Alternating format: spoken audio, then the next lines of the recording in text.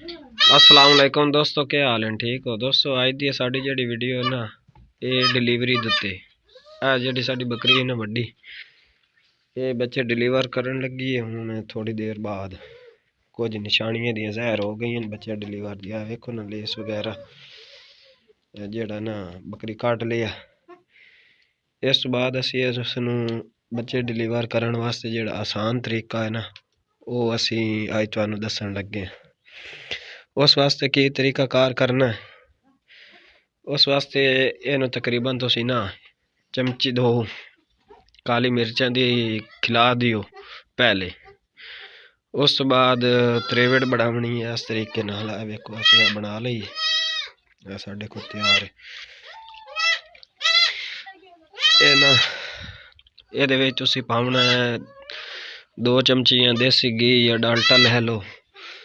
उस बाद तुसी ले लो जनाब वाली तकरीबन हल्दी ले लो अद्धी चमची ते नाल चीनी ते दुध ओ पा के ते तुसी इहनूं पिला दिओ। पिलावन तो तकरीबन 10-15 मिनट बाद बकरी तुहाडी बच्चे डिलीवर कर देसी। और ਇਹਦਾ बड़ा ही आसान तरीका है। और बाकी अगर कोई मसला मसाइल नहीं रस्ते वगैरह का या कुछ होर ते जिवें बकरी बच्चे डिलीवर करे उस बाद तुसी इसनूं नीम गर्म पानी पिलाओ। ਉਹਦੇ ਵਿੱਚ ਹਸਬੇ ਜ਼ਾਇਕਾ ਜਿਹੜਾ ਨਾ नमक का इस्तेमाल कर लो। ਉਹਦੇ ਨਾਲ जानवर पानी बड़ा शौक नाल ते बड़ा मज़े दा पींदा। और जानवर बच्चे डिलीवर करन तो बाद तकरीबन 2-3 किलो पानी पी जांदा ते पानी पिलावन नाल जेर जिहड़ा है वो भी जल्दी सुट देंदा और सफाई भी जल्दी हो जाती पेट दी, यानी कि फौरी तौर ते।